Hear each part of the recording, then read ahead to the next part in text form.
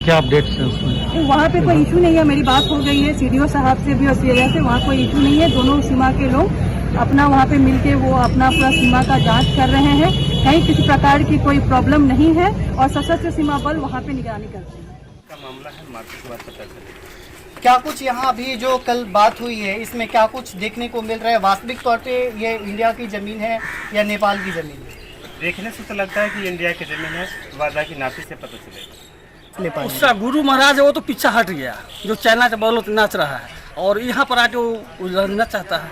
तो क्या यहाँ के स्थानीय लोग ही नेपाल को समझ लेंगे? हम लोग कल समझ ही लेते हैं, अगर प्रशासन नहीं करता तो हम लोग को वहाँ तक उतरवा देते हैं। प्रशासन के मजबूरी से, अभाव से हम लोग पीछा हट गए। यहाँ की उसके लिए आम जनता काफ़ी है।